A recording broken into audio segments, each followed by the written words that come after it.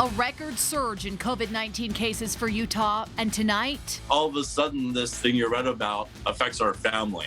the grim warning from 2 Utah families for those who aren't taking the pandemic seriously. They claim inmates are not being kept safe in jail as the coronavirus spreads unchecked. We don't think a jail sentence equals a death sentence. What families of at-risk inmates are demanding. Extreme heat wave moving in for the weekend, plus fire danger going up too. I'm tracking it all in your forecast. And it does not give you legal rights to create violence and to destroy property. After a night of vandalism in the streets of Salt Lake City, what Mayor Erin Mendenhall says she will no longer tolerate. Then, in a story you'll only see here, all 3 of Bernardo Palacios' alleged armed robbery victims speak to Fox 13 News. He pointed gangster style with like this, and basically at the face. The 3 different perspectives on how police handled the situation that night. Live from Fox 13 Studios, this is Fox 13 News at 9. First on Fox 13, for the second time this week, the state of Utah is reporting a record number of new COVID-19 cases. More on those numbers in just a moment, but first, 2 families affected by COVID-19 have a strong warning for the rest of us. One family has suffered a tremendous loss, while another woman is still on oxygen a month after being released from the hospital. Fox 13's Sydney Glenn joins us with their stories. Sydney. Bob and Kelly, while they both have different outcomes, eerily similar stories about what happened, COVID-19 spreading through their families, impacting each family member differently. Tonight, they're hoping that by sharing their story, Utahns will understand just how severe COVID-19 is. All of a sudden, this thing you read about affects our family. From a TV headline to taking over his family, COVID-19 quickly became very real for Robert Moody. 6 people in his family tested positive. And we're all just trying to be supportive, even though we can't be together, supportive of each other through texting and calling. Unfortunately for his mom, it was a battle she didn't win. Hard being away from someone you love. Well, his mom, who he says he will always remember for her sense of humor, died from the virus. His symptoms were very different. We honestly thought I had food poisoning. Kimberly Ishoy went through something very similar. COVID-19 also infected several members of her family, mostly just mild cases, but she wasn't so lucky. And even now, I'm a month from discharge, and you can see I'm on oxygen. She went to the hospital on June 1st, and she says things went from bad to good to worse. This virus does this crazy thing that suddenly becomes worse for no explanation that we know of. Kimberly says she followed all the advice from her doctors and prayed, not knowing what would happen. It was scary.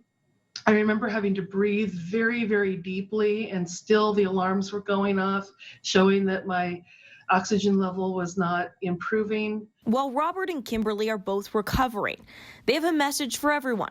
This virus is very real. What surprised me was how difficult it was and how scary it was. Just to act like everyone has it at this point. Kimberly and Robert both say that they are wearing masks, and they're urging Utahns to do what we're hearing Governor Gary Herbert urge everybody to do, and doctors as well. They're telling everyone to please wear a mask, practice social distancing, and make sure that you are taking this virus seriously, because they both say you just never know how it's going to impact you or your family. Live in Salt Lake City, Sydney Glenn, Fox 13 News, Utah. Sydney, thank you. As we mentioned at the top of the newscast, for the second time this week, Utah reported a record number of new coronavirus cases, 867 today. The 7-day rolling average has jumped to 620 new cases a day and a 10% positive test rate. 2 more people have died. The number of people hospitalized is up 5 since yesterday. Governor Gary Herbert sent us a statement about today's numbers. He says, as I said yesterday, if we cannot quickly bring the number of cases down by the voluntary use of masks and physical distancing, we will consider stronger measures, including a mask mandate, as Texas and other states have implemented. As leaders from our churches, hospitals, and our businesses have reiterated, all we ask is wear a mask. Fox 13 also spoke with a member of the legislature's COVID-19 commission about today's numbers. Senate Majority Whip Dan Hemmer says they'd like to avoid further restrictions and urges people to wear face coverings. However, he does not support mandating it. It's an ideological line that maybe a lot of people don't share, but I do. Should people wear masks? Yes. And can we do better education, better outreach, better information on why to wear masks? I think so. Salt Lake, Summit, and Grand counties do have mandates in place. So does Springdale, just outside Zion National Park. The governor has a goal of dropping to below 500 cases a day by August 1st before considering more serious actions. New at 9, a group of armed people gathered at a Taylorsville park this evening, they say to help protect the city, where 2 demonstrations were planned. The group says it supports law enforcement 100% and simply wants to be extra eyes and ears for police. We also want to be very visible to any potential violent protesters that want to destroy or tear cities down. That going forward in Utah, they're going to have to face citizens that want to protect their community. Despite arming themselves, many with AR-15 type rifles, the group said it has worked closely with police, and the last thing they want is violence. They only want to keep Taylorsville safe. Salt Lake City Mayor Erin Mendenhall is reacting publicly tonight to yesterday's protest in front of the DA's office that ended with injuries and arrests. Fox 13's Lauren Steinbrecher spoke to the mayor, who explains that police are now going to tighten their response to protests. Yeah, Kelly and Bob. So yesterday it was about 2 hours after protesters showed up here that police started interfering and breaking up that protest. You can see tonight there are still these windows are boarded up. Those windows broken yesterday. There is still some paint on the ground. And now they're finally getting a look at the damage and saying that they will not be tolerating a protest like this in the future.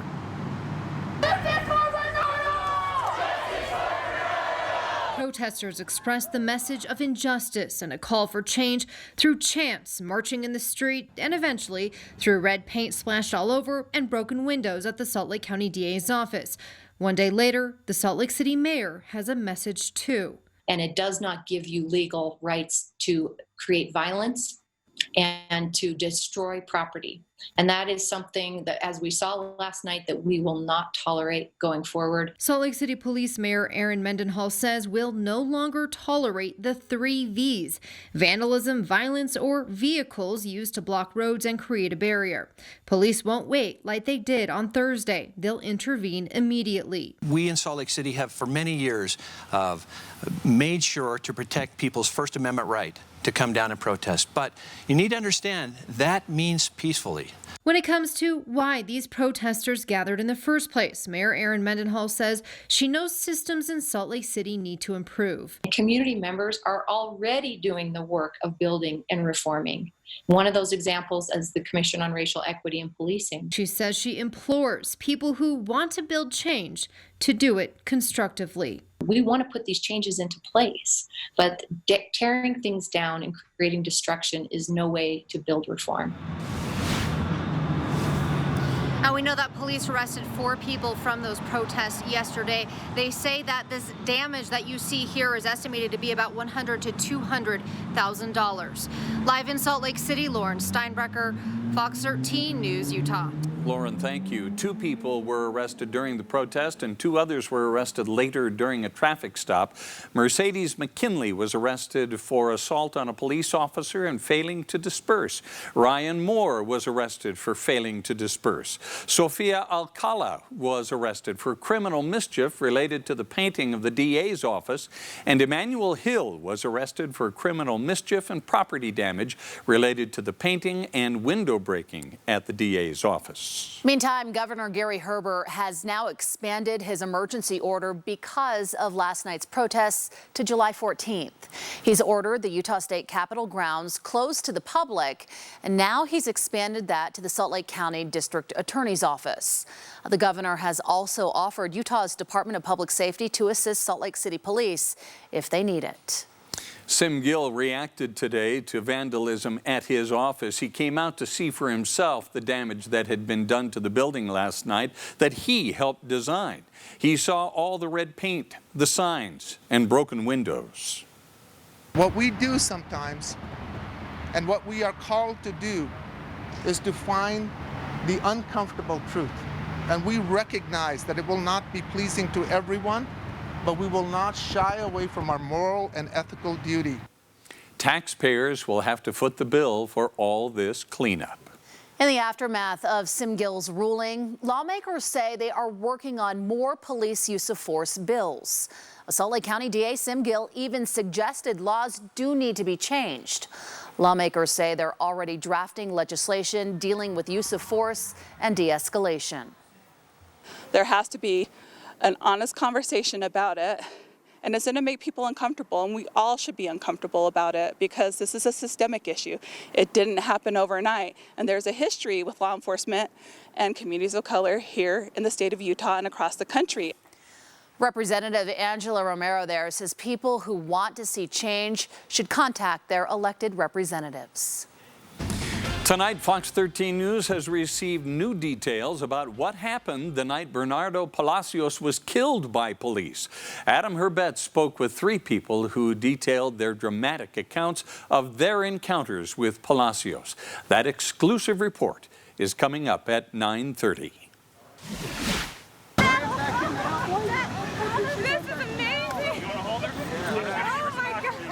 Yeah, pretty amazing for that little pup there. The dog made it out alive after a house fire in Salt Lake City this evening. It was one of 3 dogs and a cat that were rescued. Unfortunately, sadly, 2 dogs did not survive the fire. Firefighters battled fires in 2 homes right next to each other in the area of 300 East and Hubbard Avenue. Neighbors were devastated about the dogs that died. I couldn't even describe to tell you how Maurice is feeling, honestly. He's really, as a community, we need to stretch our arms out and help him right now. He's having a really hard time, and he lost his 2 animals. Tough for that family. The fire went to 2 alarms, and both homes received extensive damage. You can see by this video. The cause is still under investigation, but may have started in a van outside and then spread to the homes. Well, as we head into the weekend, hot weather, dangerously hot weather, Kristen, is the name of the game this weekend. Yeah, we have advisories and warnings out for the heat all across southern Utah. Temperatures getting dangerously hot. We're talking temperatures up near 112 potentially down in the St. George area, where we have excessive heat warnings in effect starting tomorrow and going until 8 p.m. on Monday. Heat advisories where it won't be as hot, but still dangerously hot, with temperatures up near 105 to 108 potentially in some areas for Emory, Grand, down through Wayne and San Juan counties there. So we are going to be looking at extreme heat again Saturday through the end of Monday. And then fire danger starts to increase starting Sunday through the end of Monday. On top of all that heat, the winds start to pick up for the second half of the weekend to really make things tough out there. Look at this beautiful sunset behind me, though. Some better news here. It is gorgeous out there this evening. Temperature still quite warm, 86 degrees. We've had these clouds rolling in, all in association with that high pressure ridge that's going to be building in to bring us that heat this weekend. I'm tracking that, and I'm tracking the temperatures, how long this heat stretch lasts, and my full forecast coming up. Coming up after the break. Several healthcare systems in Utah come together to plead Utahns to do one thing. I'll give you a hint. It involves these. I'm Fox 13 Spencer Joseph, who will tell you what they're asking coming up. There's options for ankle bracelets, things like that, where they can still be monitored. We don't think a jail sentence equals a death sentence. New at 9, cries for change after an outbreak of COVID-19 at the Weber County Jail. And is the Pac-12 joining the Big Ten? Oh, BYU hopes not. That's later in sports. We do have some breaking news we want to tell you about. Toxic algae has been identified at Zion National Park.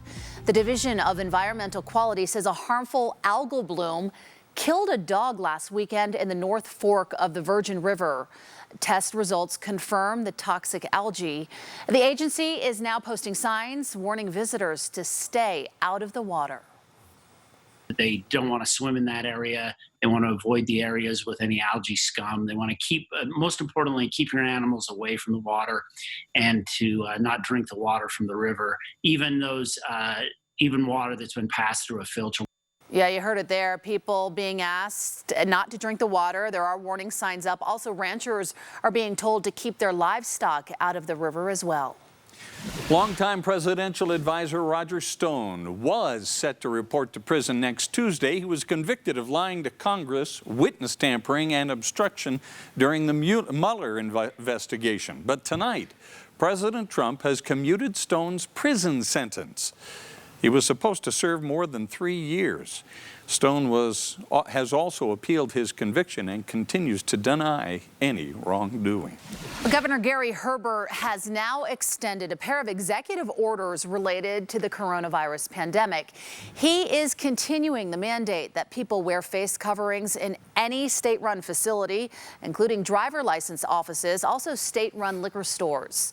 This also extends the health guidelines for the color-coded restriction scale that Utah uses for COVID-19. Utah's health systems came together today to plead with all of us to do everything we can to prevent the further spread of COVID-19. Fox 13's Spencer Joseph shares the warning from Intermountain Medical Center in Murray. The bottom line for healthcare providers, if we don't start turning those numbers around, our hospital systems will start to be overrun with COVID patients. Viruses do not respect city boundaries. They do not respect county boundaries. They really will infect all of us and impact all of us, so we need everybody's help. The message Friday was clear. We all need to be wearing masks. It's a really simple part of the equation has always been wearing a mask. And it's just such a simple thing to us people in the medical profession. It's hard for us to understand how it's become so political. A call to action for all Utahns to mask up. Intermountain, U of U Health, Mountain Star, and Steward Health all coming together to share this warning. We are getting close to a capacity of patients that we've not seen or experienced before across our state and across our health systems. Right now, Summit, Salt Lake, and Grand counties are the only places that are requiring masks. Some today called for that to change. We're encouraged by the governor requiring masks for Utah public schools and students. This same requirement and protection is something everyone who lives in Utah and across the Intermountain West deserves. And another thing stressed, it isn't just about ICU bed space. There are a finite amount of providers that will be able to handle this surge. And there is a limited number of those talented people across all of our health systems. If this surge continues, we will be asking physicians, nurses, respiratory techs, pharmacists, all healthcare providers to take on new roles. Another thing mentioned by all of the healthcare systems is they want to keep the economy open. They want to open schools, but right now they wouldn't feel safe if we did that. And by the way, if everyone started wearing a mask 24/7 starting right now, it would likely not make a difference for the next week or so because the COVID virus has about a 2-week incubation period, and we likely wouldn't see a difference in those cases until that point. At Intermountain Healthcare, Spencer Joseph, Fox 13 News, Utah. Good evening, I'm meteorologist Kristen Van Dyke tracking the weather as we gear up for the weekend, and it is going to be a hot one for us, especially down south. Today our temperatures climbed a little bit above average, 94 our high, normal is 92. The record 104 will stand another year, record low of 50. Our low this morning was way far from that, 75 only.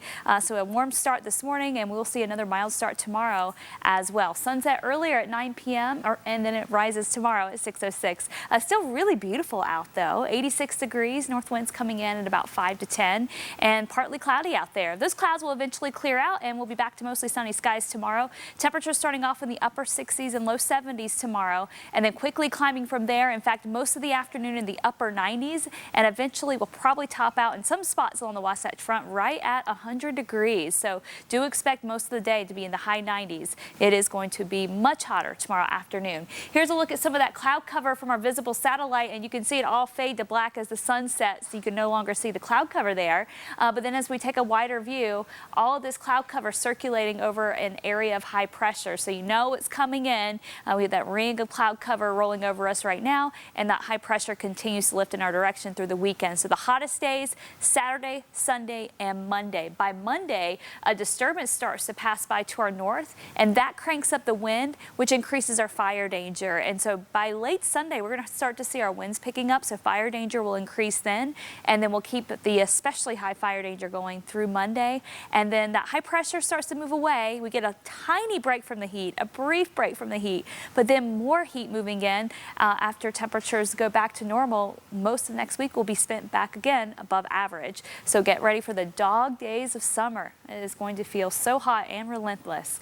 Your forecast for this weekend, we have dangerous heat beginning Saturday, sticking around through Monday. Heat advisories in effect for Emory, Grand, down through San Juan counties. Heat warnings down towards St. George and highlighted here in red. And you can see that goes until 8 p.m. And as I mentioned, temperatures 110 to maybe even 112 in those heat warnings. And then here's the fire weather watches that have been issued for Sunday into Monday, likely upgraded to a red flag warning over the weekend.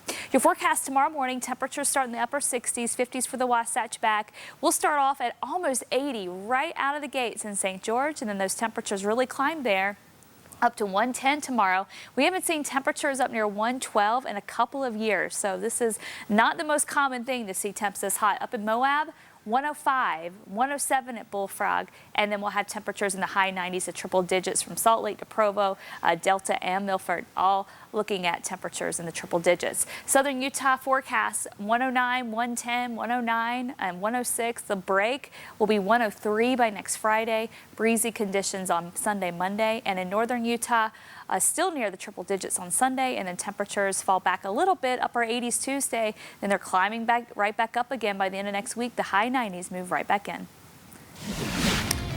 COVID-19 cases are spiking in states around Utah. Still ahead, we will show you the numbers of cases and deaths in Utah and how we compare to our neighbors. We have more breaking news. The Church of Jesus Christ of Latter-day Saints is now asking all members in Utah to wear masks in public. In a letter addressed to all members, the area presidency encourages all Latter-day Saints in Utah to, quote, be good citizens. The letter goes on to say that wearing masks will help promote the health and general welfare of everyone.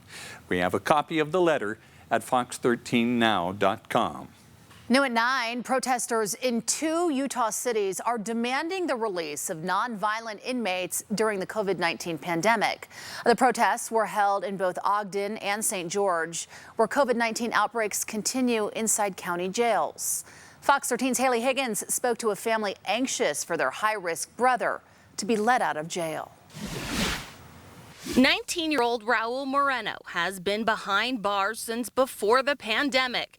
Now he's fighting the disease in the Weber County Jail. Right now, he says that the only thing that they're giving them is Tylenol. Federal charges accuse him of possessing a gun while being an undocumented immigrant. He has only one kidney and tested positive last week. I think it's not fair just to throw them inside while we're having this pandemic. Friday night, Moreno's siblings joined 24 others outside the Weber County Attorney's office demanding the release of nonviolent inmates. There's options for ankle bracelets, things like that, where they can still be monitored. We don't think a jail sentence equals a death sentence. Testing at the Weber County Jail discovered 31 more inmates have COVID-19 this week, bringing the total count to 114. We're looking very closely at reducing that population as much as we can without impacting public safety.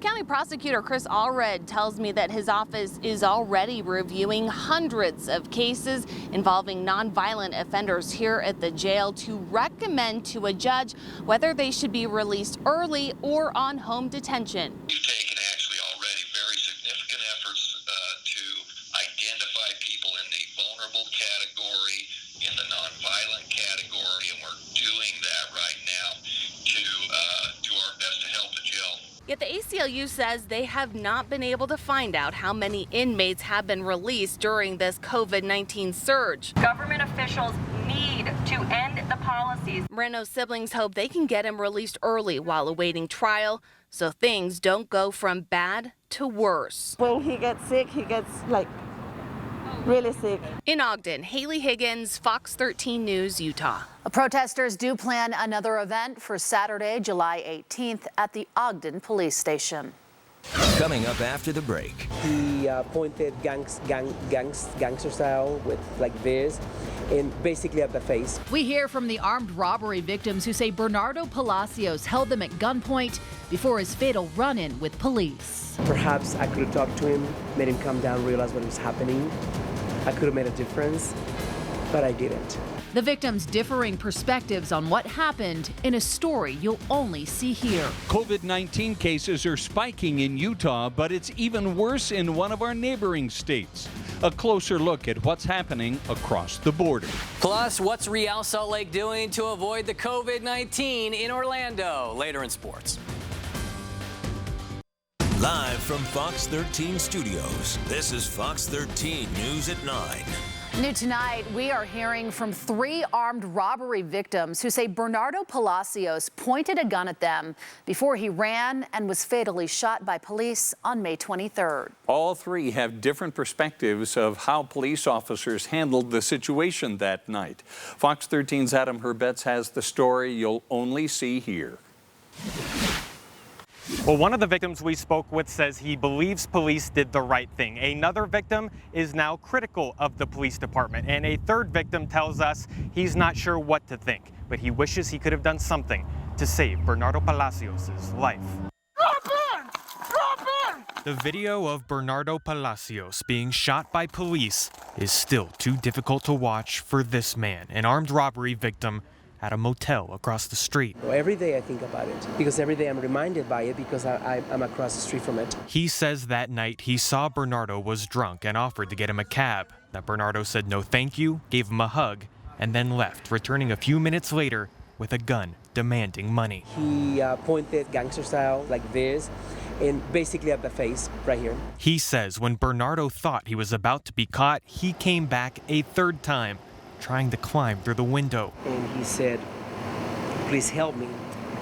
I was in the living room and I was pretty much frozen in fear. Perhaps I could have talked to him, made him calm down, realize what was happening.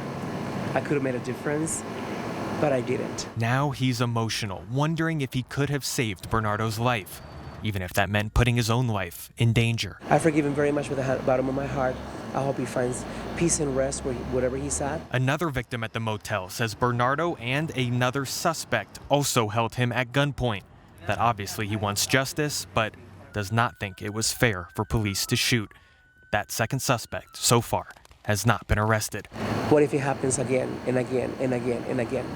I don't want to go through that. I think he should come forward though, turn himself in. Please come forward, explain what happened and accept the punishment. We also spoke to a third victim who says he was held at gunpoint and robbed by Bernardo and that second suspect as he was leaving a nearby strip club. He says he saw the video, he believes the police shooting was justified, and that nobody would be marching in the streets if he was shot.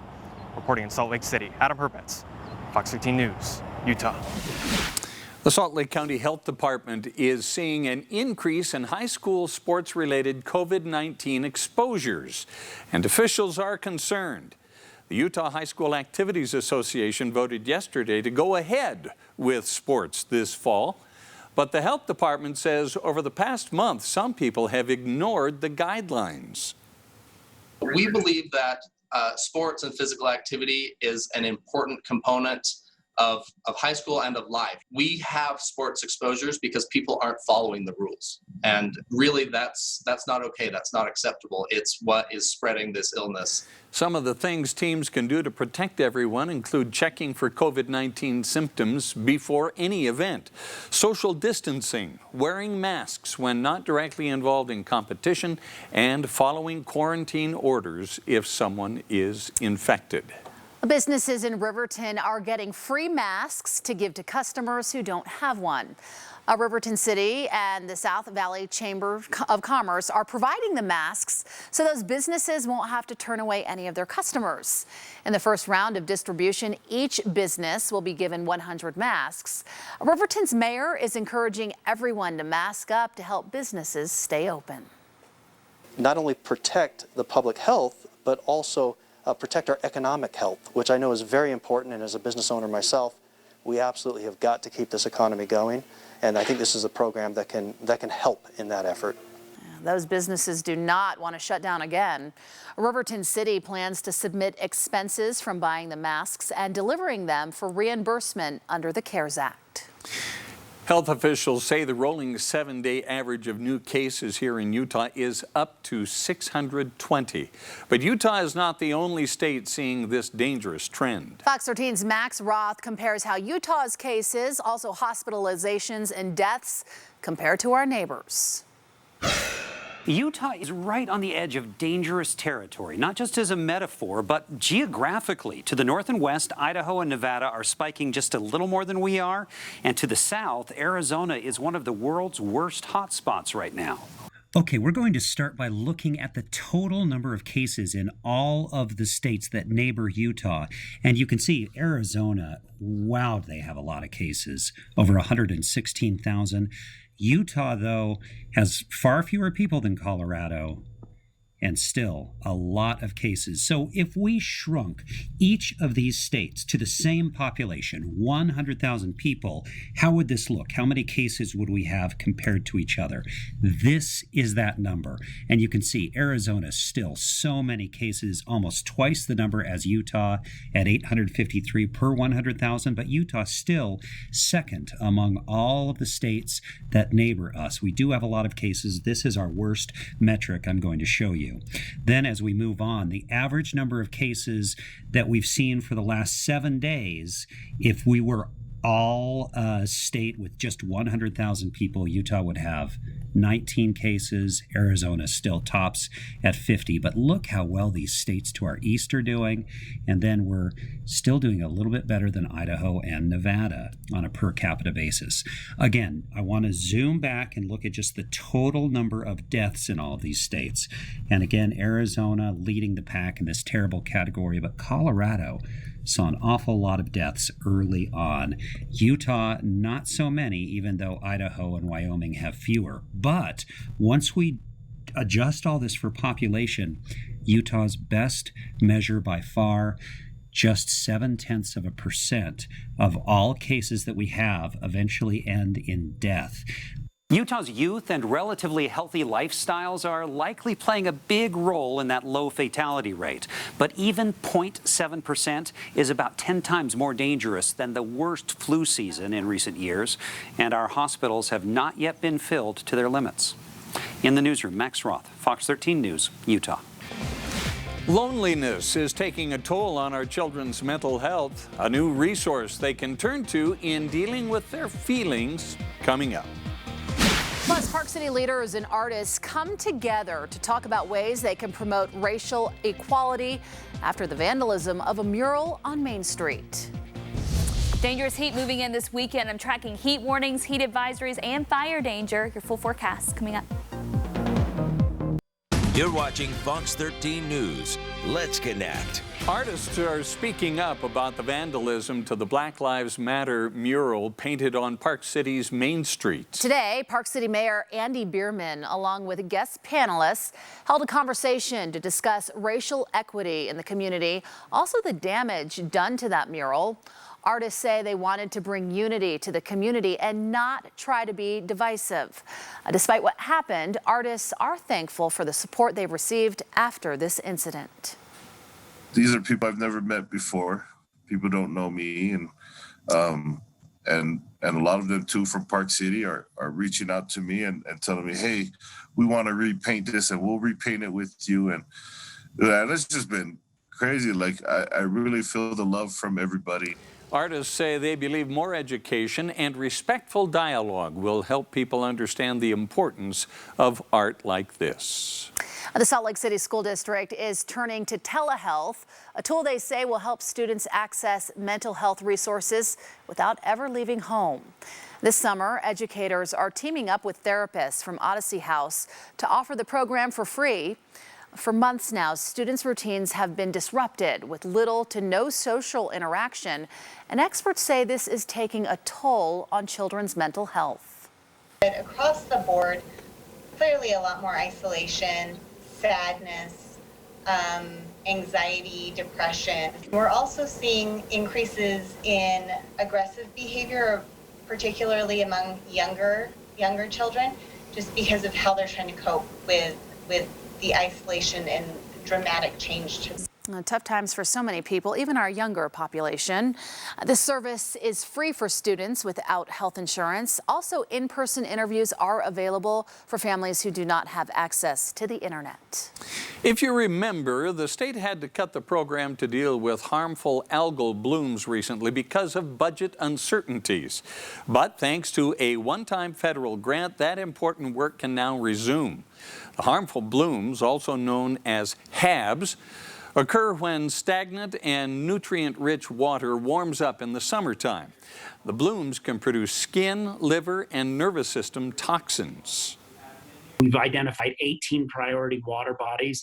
These are the usual suspects that have had HABs in the past and have conditions that tend to produce these harmful algal blooms, and then they're also popular recreation spots. Those include Utah Lake, Yuba Lake, and Schofield Reservoir. For a complete list and to see whether your favorite spot is safe, go to fox13now.com. Still ahead, dipping into your retirement early is generally not recommended, but for some people it may be their only choice. What you need to know before you make that withdrawal. Later in sports, RSL sounds off from inside the bubble, doing whatever they can to avoid that dreaded COVID ahead of game number 1. And more tough news for BYU football. An announcement tonight that also affects the Utes as well. That's coming up in a bit.